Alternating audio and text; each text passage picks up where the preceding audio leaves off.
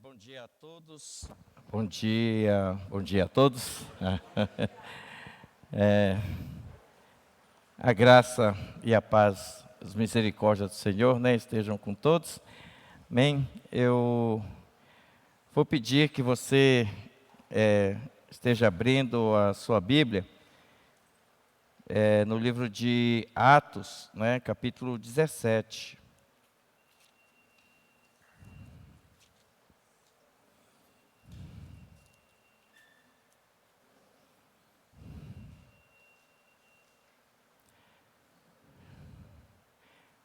Estou aqui com a minha Bíblia da NVI, a nova versão internacional.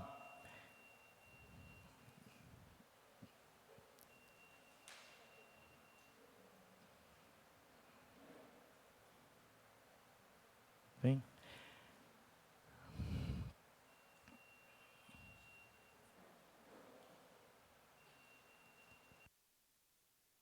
Comigo? Aqui não,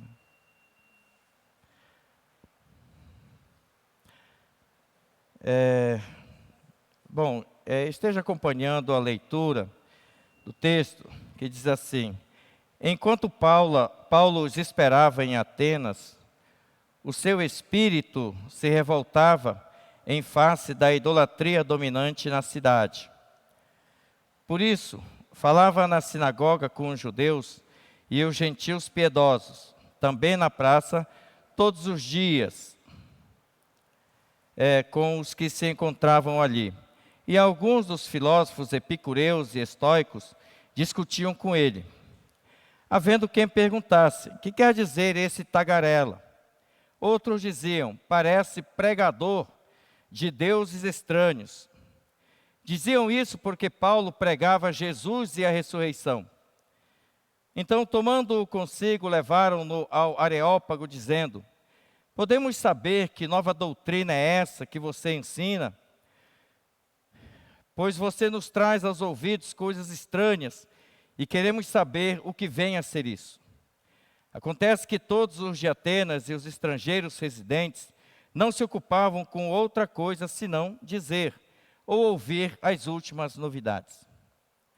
Então Paulo, levantando-se no meio do Areópago, disse: senhores atenienses, percebo que em tudo vocês são bastante religiosos. Porque andando pela cidade e observando os objetos de culto que vocês têm, encontrei também o altar, no qual aparece a seguinte inscrição: ao Deus desconhecido. Pois esse que vocês adoram sem conhecer é precisamente aquele que eu lhes anuncio. O Deus que fez o mundo e tudo que nele existe, sendo ele Senhor do céu e da terra, não habita em santuários feitos por mãos humanas, nem é servido por mãos humanas, como se precisasse de alguma coisa, pois ele mesmo é quem a todos dá vida, respiração e tudo mais. De um só homem fez todas as nações para habitarem sobre a face da terra, havendo fixado os tempos previamente estabelecidos e os limites da sua habitação, para buscarem a Deus, se, porventura, tateando o possam achar, ainda que não esteja longe de cada um de nós, pois nele vivemos e nos movemos e existimos, como alguns dos poetas de vocês disseram, porque dele também somos geração. Portanto, visto que somos geração de Deus, não devemos pensar que a divindade é semelhante ao ouro, à prata ou à pedra, trabalhados pela arte e imaginação do homem.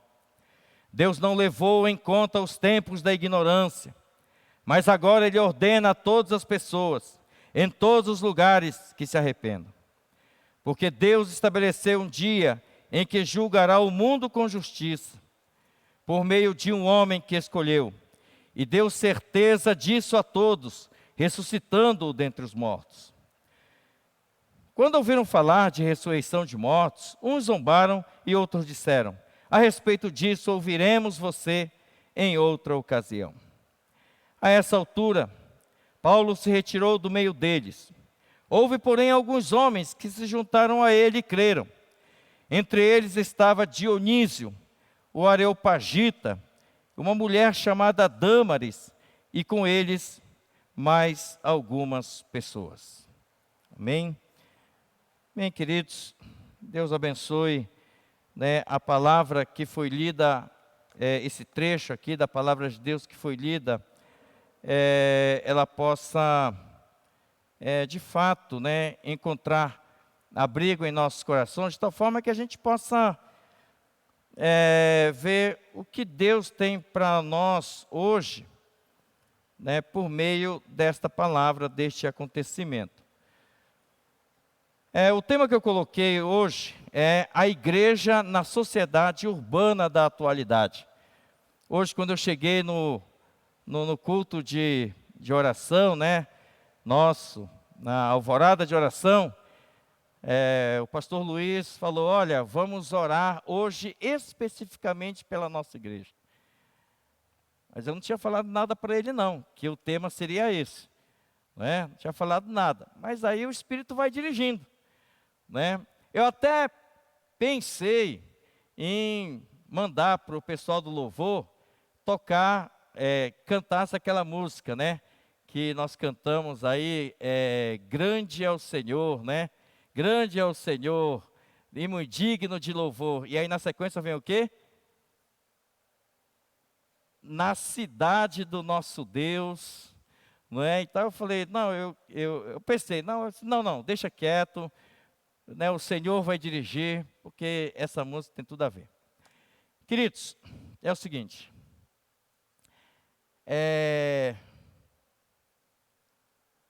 a igreja na sociedade urbana da atualidade, a igreja evangélica Holiness do Bosque, está plantada, né, já há quase 100 anos, aqui na cidade de São Paulo, cresceu, né, cresceu paralelamente ao crescimento, à expansão, ao desenvolvimento da cidade de São Paulo. Então nós temos um compromisso com esta cidade, né, o compromisso de não apenas para com Deus pregar o Evangelho, mas também de ser relevante para a sociedade paulistana. Então eu trouxe este texto da palavra de Deus, em que Paulo, né,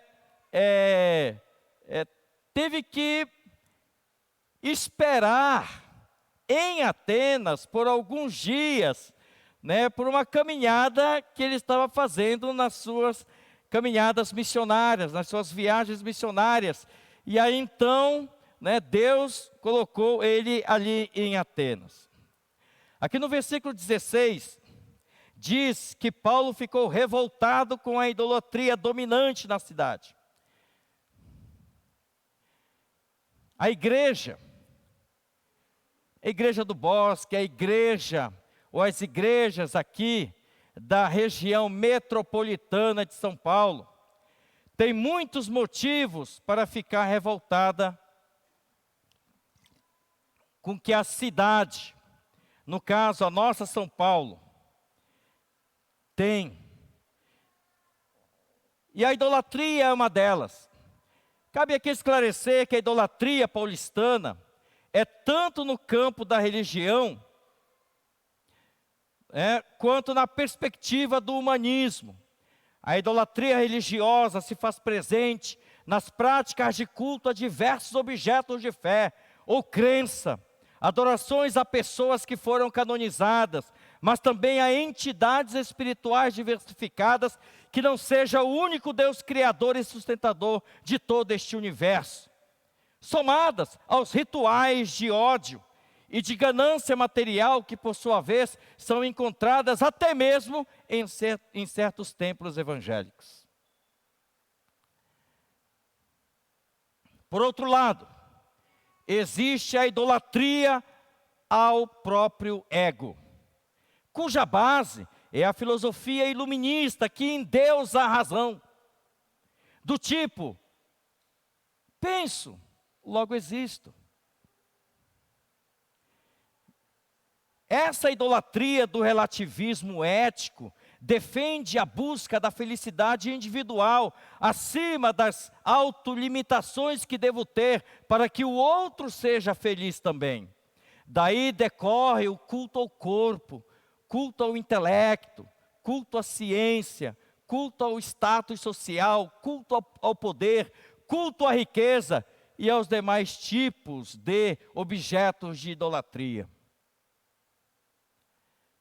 Dentro do estilo humanista e de encarar as verdades morais como relativas, nega-se a existência do Deus ético, santo, justo, acolhendo-se apenas o conceito de que Deus é amoroso e, portanto, permissivo para a prática do pecado.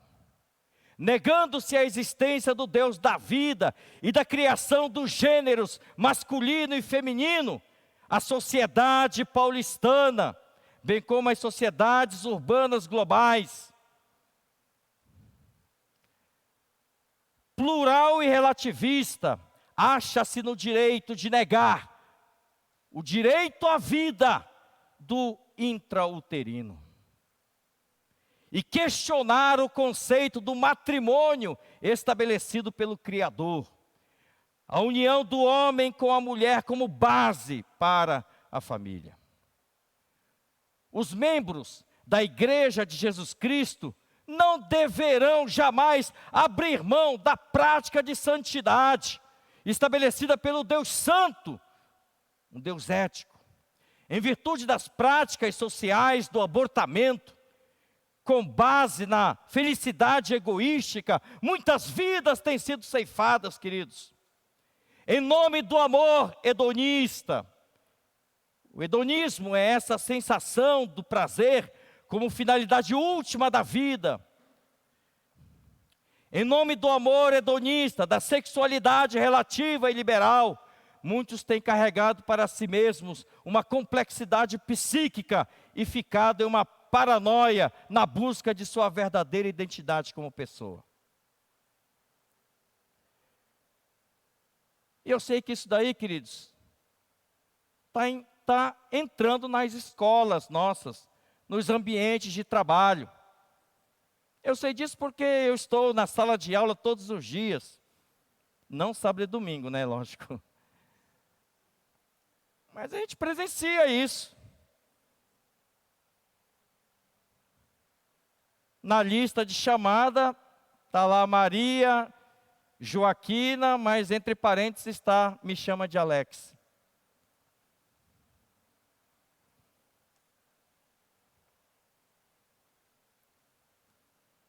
E eu, como um servidor público, eu preciso seguir as resoluções públicas da Secretaria da Educação. Eu sei que isso daí se reflete nas escolas onde os nossos filhos e os nossos netos estudam.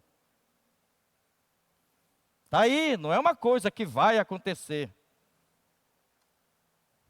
E arrisco a dizer também que nos nossos arraiais, nos nossos rebanhos, podem existir pessoas com esses desejos muitas vezes contidos, no sentido de dizer assim: se eu falar para o meu pai, ele me mata. Porém, amada igreja, Paulo nos traz um aprendizado sobre o papel da igreja numa sociedade urbanizada. Paulo pregou em Atenas, o centro de convergência de pessoas e culturas, de etnias e de muita diversidade artística e científica. Se fosse hoje, Paulo estaria pregando em São Paulo. Porque ele não pregava apenas nas sinagogas. E, trazendo para o nosso contexto, o que seriam as sinagogas para a nossa realidade, se fosse Paulo hoje? Seriam nos templos evangélicos. Mas ele pregava nas praças públicas. Hoje são as redes sociais.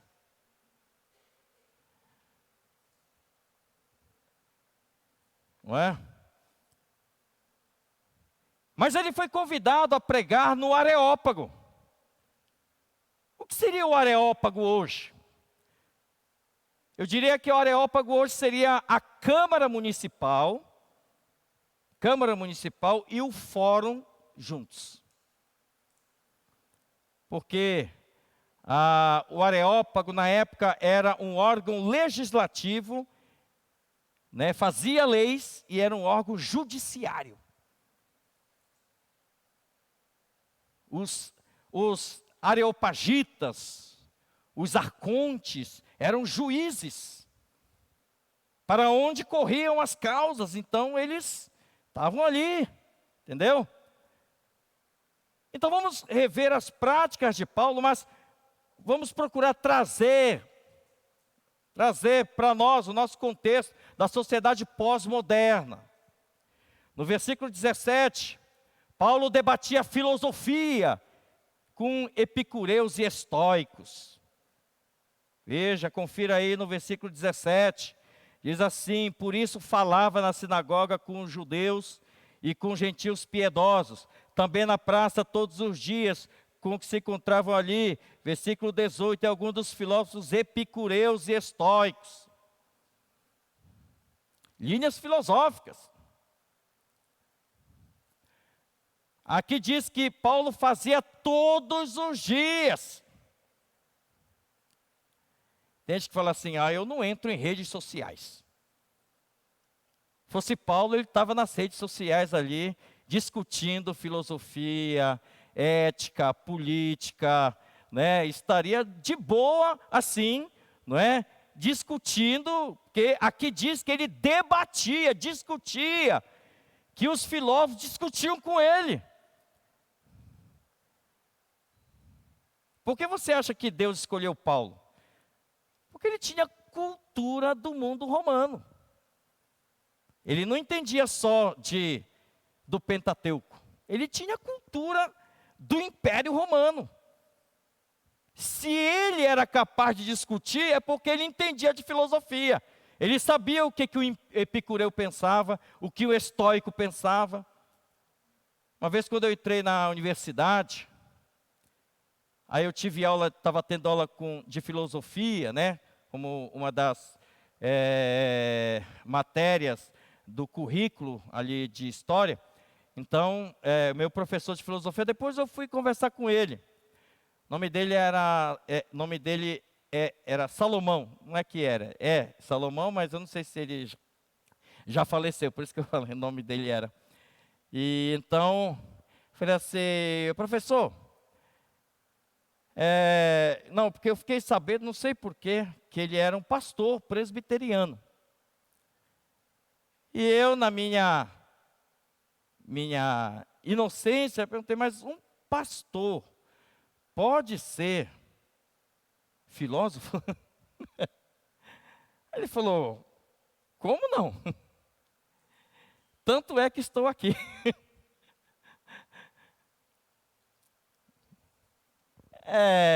Assim, porque, sabe, queridos, eu acho que a gente precisa, pelo menos conhecer, né? Eu posso não concordar com muitos postulados científicos, muitos postulados filosóficos, mas eu preciso conhecer, porque como é que eu vou, não é, falar, dialogar com a cultura, com a sociedade, se eu não conhecer? Eu penso que, às vezes, muitos pais podem achar que, né, falar: meu filho vai entrar na universidade, vai cair da fé. Porque ele vai aprender coisas que ele vai dizer: mas então a Bíblia está errada. Não, eu sei que existe esse temor, queridos. É um risco. Mas, se ele conhecer, e se ele ver: isso aqui que eles ensinam, isso aqui está errado, lógico, mas ele conheceu. E ele vai poder conversar.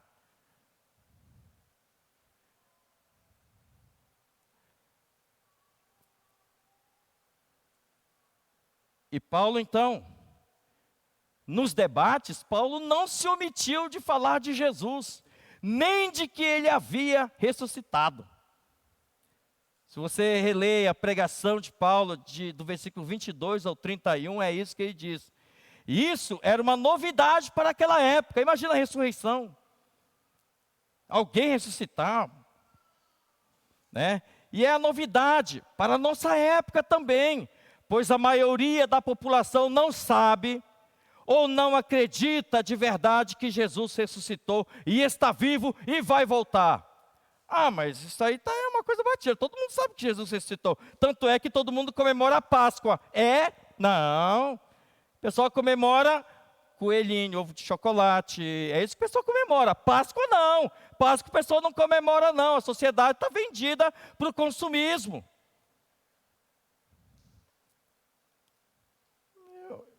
Nos tempos que eu fazia missões nas universidades, ali na região do ABC,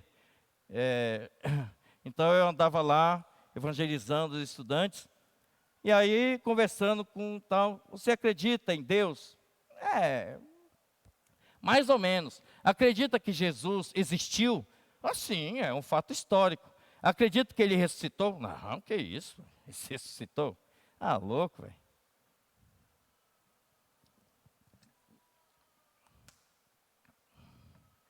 Ressurreição.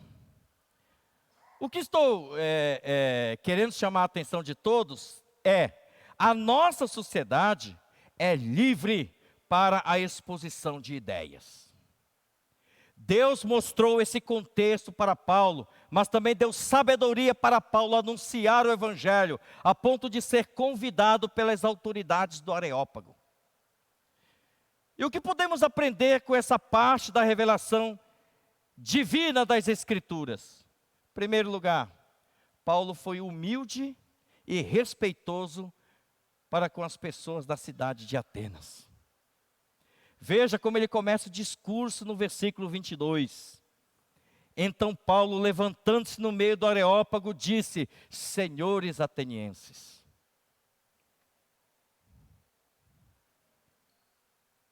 Cidadãos atenienses. Ele não chegou e falou: seus idólatras estão tudo no inferno. Ele poderia? Poderia. Mas ele chegou lá, ele teve um respeito à cultura. Veja bem, respeitar a cultura não quer dizer concordar com idolatria.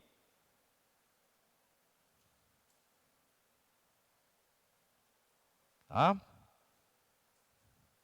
Existe, a cidade tem uma cultura. A sociedade ela tem uma cultura.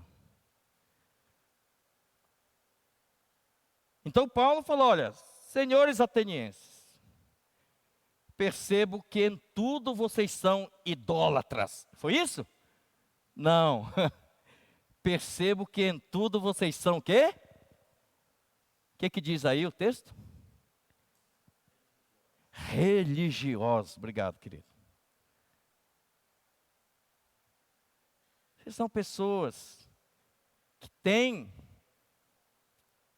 têm um fervor religioso.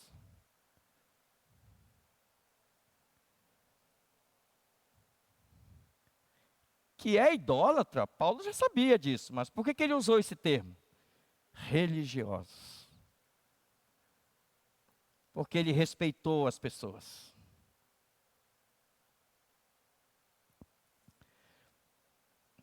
Acho que se a igreja quiser ganhar a cidade, ela precisa ser simpática com a cidade. Quando eu falo simpática com a cidade, é simpática com as pessoas, não é simpática com o sistema. O sistema do mundo a gente sabe que jaz no maligno, ele está debaixo do controle do maligno, é verdade. Mas eu vou chegar com o governador de São Paulo, com o prefeito de São Paulo, eu vou chegar e vou dizer: seu idólatra, seu ateu, seu... Não. Você, excelentíssimo senhor governador. Entendeu? Bom,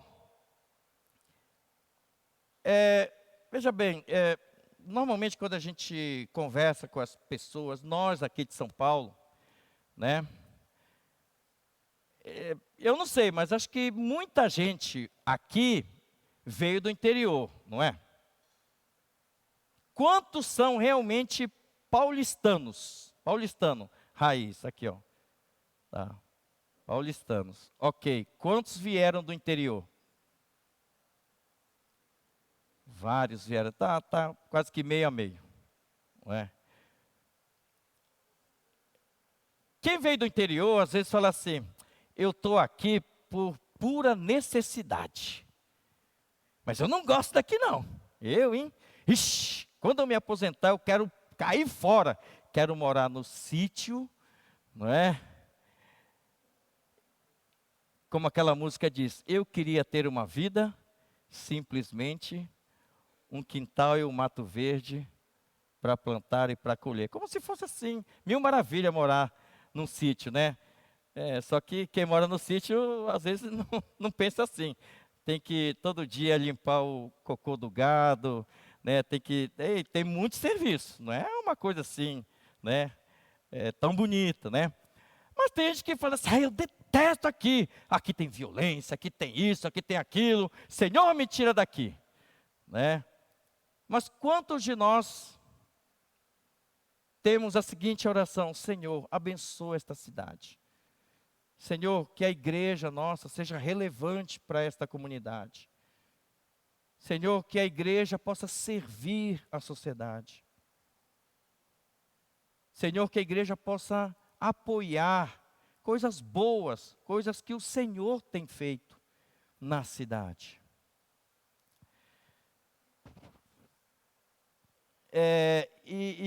Então é isso, a tendência é desvalorizar ou ser indiferente às manifestações culturais da sociedade urbana, como se tudo que a cidade produzisse fosse pecado e que a igreja deveria ficar longe da produção urbana para se manter santa. Então vamos todo mundo morar no topo da montanha, que aí não vai ter mais influência pecaminosa nenhuma. Mas a gente sabe que não é isso, né? Bom, segunda coisa que nós podemos aprender aqui é que Paulo foi um bom leitor da cultura ateniense e, portanto, soube tirar proveito dessa situação. Veja o versículo 23. Porque andando pela cidade, observando os objetos de culto que vocês têm, encontrei um altar no qual aparece a seguinte inscrição: ao Deus desconhecido.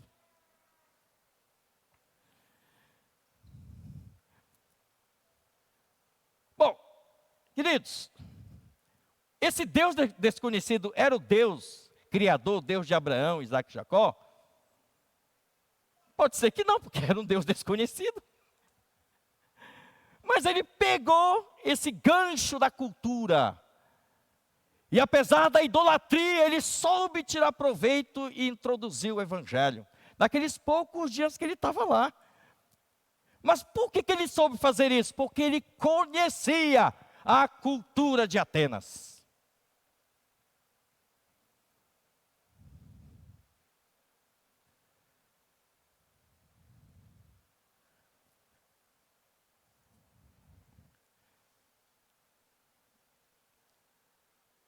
Vamos contextualizar esse exemplo para nós.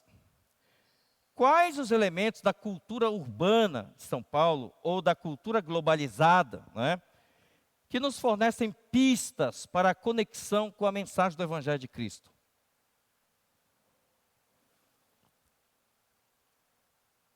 Estava dando aula, né, comecei assim com umas aulas inaugurais, agora início de fevereiro, e aí a coordenadora deu um texto para a gente dar como aula de acolhimento. Aula de acolhimento é assim, né, o aluno vem para a escola, é o primeiro dia do ano que ele vem, então você acolhe o aluno, não vai sair lascando matéria lá e tal, que é só estresse, né? Então você acolhe o aluno.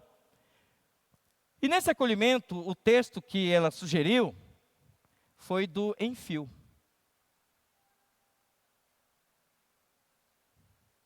Bom, a gente sabe, né? Não sabe a história, né? Quem conhece, né? Enfio, né? E aí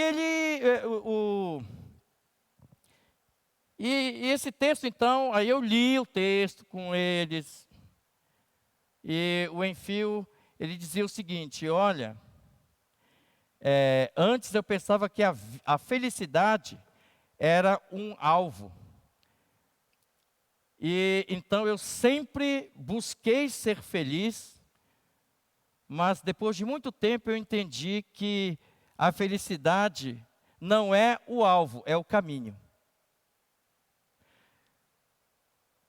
Tudo bem, eu falei, e aí, o que vocês acham? E tal, tal, tal, tal. Aí, né, eu fui conduzindo os alunos para a seguinte conclusão. Ele estava trabalhando a questão da ansiedade, não é? Ah, puxa vida, eu vou ser feliz quando eu passar na faculdade, eu vou ser feliz quando... E ele cita isso no texto. Eu vou ser feliz quando eu me aposentar, eu vou ser feliz quando eu conseguir um emprego, eu vou ser feliz quando a conta bancária... Não, eu entendi que a felicidade é o aqui e o agora. Aí eu falei, o que vocês acham disso? Poxa, legal, professor. Oh, que bom, né? Bom. Falei, então, né? O importante é você viver o aqui e o agora, não é? Não é deixar para sofrer amanhã, amanhã mesmo. Mas a gente sofre hoje o que tem para hoje. É ou não é? O que vocês acham disso? Puxa, professor, é isso aí e tal. Aí eu falei, que legal, né? Aí olha só o que o Espírito Santo faz, né? Falei assim, bom, eu como professor de história, eu estou lembrando que há 2000 anos, alguém falou para a gente não se preocupar com o dia de amanhã. Que a gente deveria se ater para as coisas que são hoje. Porque basta a gente se preocupar com hoje, o amanhã a gente se preocupa com o amanhã. Teve alguém que falou aí, não sei, um mestre aí que falou. Você sabe? Eu não estava naquela época. Né? Resposta do aluno, né? E você? Oxi, nem sei o que eu comi ontem, né? E tal, e você, e você? Aí sempre tem uns, né? Fala assim, professor, esse aqui de trás está falando que foi Jesus. Aí o outro, não, foi ele que falou. É quem está dizendo que foi eu, mas foi ele, professor. Tá certo ou não tá? Ou tá errado? Eu falei, isso mesmo. Já passou em história este ano, ó. Acertou o principal. Queridos, não precisei abrir a Bíblia para falar de Jesus. Mas eu peguei um gancho da cultura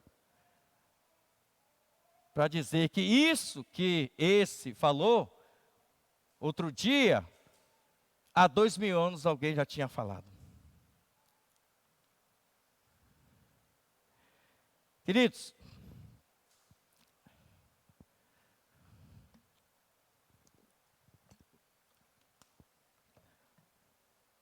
para a mensagem de hoje, ainda que não esteja neste texto, mas está na Bíblia, né?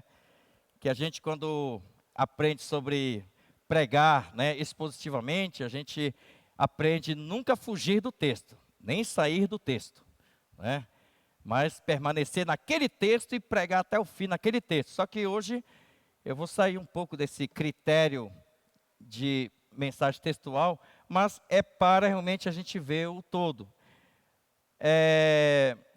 Teve um profeta que foi chamado para pregar numa cidade, só que ele disse não, e tomou outro rumo. Qual é o nome desse profeta? Jonas, ó, Jonas, muito bem, parabéns. Cidade de Nínive, né? Aí ele fugiu, mas aí, né? Aí teve aquele negócio todo, tempestade e tal, ele se jogou, né, e tal, para o mar acalmar, veio um grande peixe, né, e engoliu e vomitou ele na terra. Aí ele falou assim, tá bom, Senhor, tudo bem, o Senhor venceu, eu vou lá e tal, e vou pregar. Vou pregar lá na cidade. E aí ele chegou e falou assim, olha, gente, se vocês não se arrependerem, em 40 dias Deus vai destruir isso aqui tudo. E na mente dele, ele pensava assim, eu não passei por tudo aquilo para chegar aqui na boca de um peixe, para essa mensagem não valer a pena, né? Então, o que ele pensava? Eu quero que todo mundo aqui morra. Deus vai mandar fogo do céu, acabou. Por isso, ó, estou nem aí. Aí chegou lá, eita, pregou. Aí do rei até, eu não vou dizer até o cachorrinho, mas do rei até o menorzinho lá, se arrependeu. Ali houve, acho que uma das características, né, do avivamento é o arrependimento, né? Então houve um avivamento em Nínive, gente. Olha só. E aí então Jonas ficou irado com esse resultado. Ele falou, que é isso? Quer dizer que o Senhor me tira de lá, do bem bom, né? E aí eu quis fugir, mas o Senhor trouxe para cá, para dar em nada? O Senhor disse que vai destruir, agora o Senhor muda de ideia? Que negócio é esse? A tua palavra não é a mesma? Não é? Aí Deus falou, espera aí, Jonas, você não entendeu. Você acha que eu não vou ter misericórdia de um povo que se arrepende?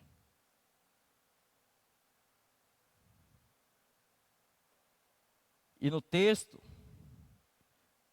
até cita os pets também.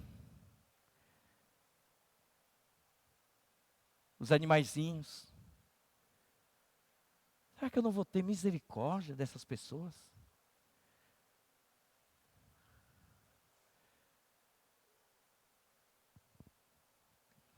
Eu estava nos 16 pregando sobre o conceito da salvação pela graça. E às vezes a gente, depois de tantos anos de vida cristã, a gente esquece que a gente foi salvo pela graça. Quer ver um exemplo? É por isso que eu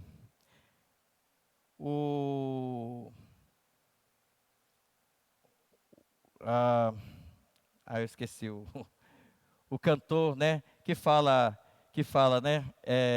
Eu fui convidado à mesa. O Baruch, Paulo César Baruch. Eu fui convidado à mesa, larguei as minhas defesas, né? E vim reconhecer que eu também fui convidado para estar aqui, né? Eu sei que a letra não está na sequência, mas é isso, né? Agora, às vezes pode ser que a gente chegue no céu e veja o outro que, o quê? Você está aqui?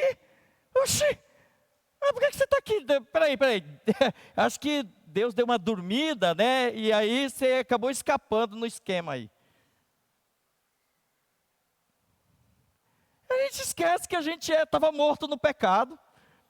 Aí a gente olha para aqueles que estão mergulhados no pecado, a gente acha que não tem mais jeito para eles, que só lhe resta o inferno.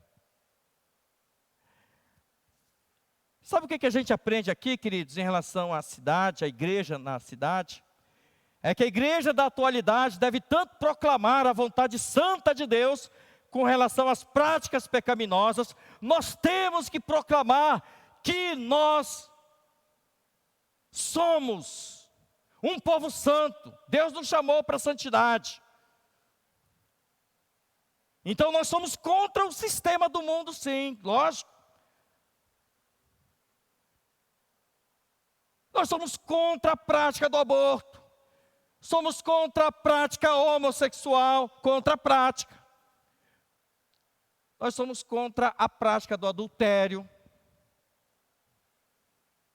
Porque quando o crime de adultério, né, caiu da lei, digamos assim, quando ele perdeu validade, não é? As igrejas na época ficaram assim, mas como, né? Adultério deixou de ser crime. Mas o adultério continua sendo pecado. É que hoje em dia as pessoas transformaram adultério em contos de caso. Mas adultério continua sendo pecado. A prática sexual fora do casamento continua sendo pecado, mesmo que seja do homem para com a mulher. É pecado ainda, viu? Não deixou de ser pecado, não. Nós devemos proclamar, afirmar e reafirmar que o pecado que a sociedade comete Não são só esses, é também, tem tantos pecados, como o pecado do infanticídio, do homicídio, da pedofilia. São pecados, sempre serão. Queridos,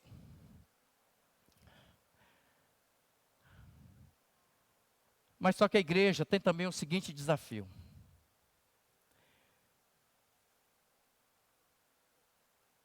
Veja esse aqui, ó. Acolher uma pessoa que queira voltar à sua identidade sexual biológica, mas que tenha passado por uma transformação cirúrgica de identidade de gênero. Estamos preparados para acolher uma pessoa assim?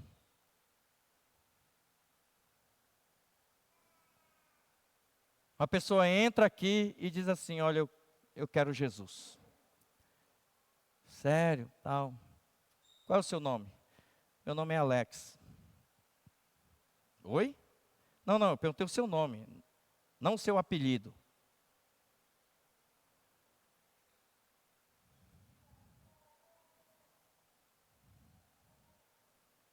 E aí, a pessoa aceita Jesus, a gente vai dizer o quê? Ó, faz a cirurgia do reverso agora, para voltar ao que você era antes. É complicado ou é simples um desafio desse, queridos?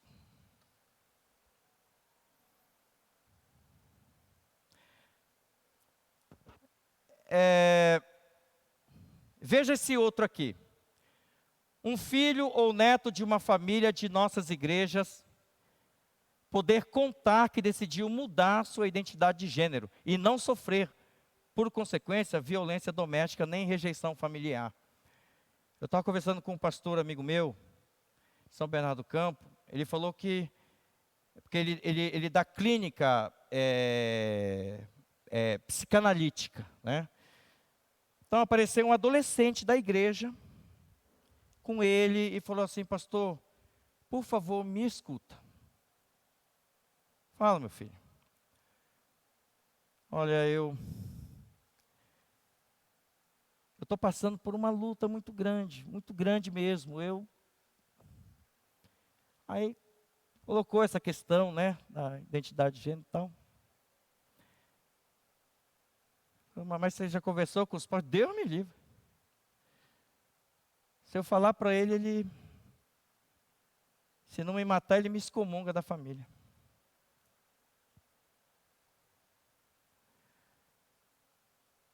Isso é um desafio também para a nossa sociedade hoje, para a nossa igreja.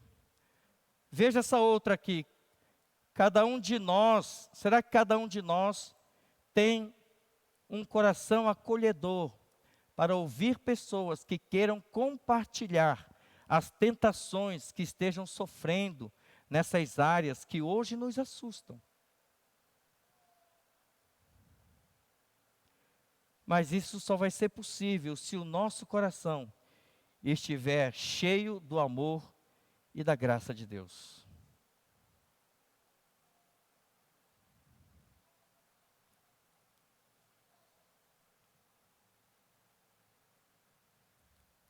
É um aprendizado, sabe, queridos? É um aprendizado. Uma mensagem dessa não é para a gente, às vezes, se sentir bem, né?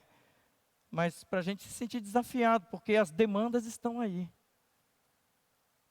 Ah, mas a nossa igreja é Nikkei, né?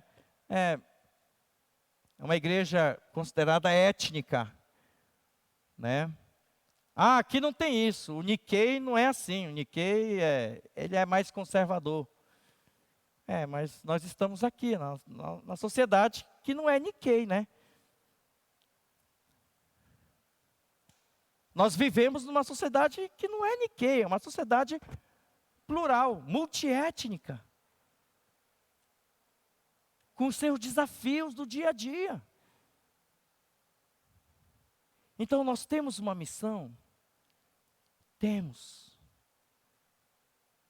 a missão de proclamar as boas novas, proclamar santidade, sim, mas também a nossa missão é de acolher com misericórdia. Que o Senhor tenha misericórdia de nós. Oremos. Pai querido,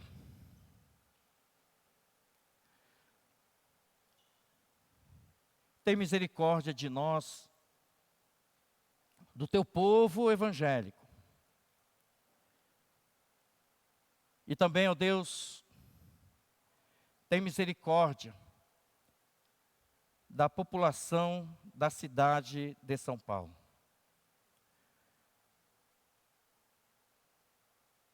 Talvez se o Senhor olhasse para a população hoje, talvez o Senhor dissesse a mesma coisa, como disse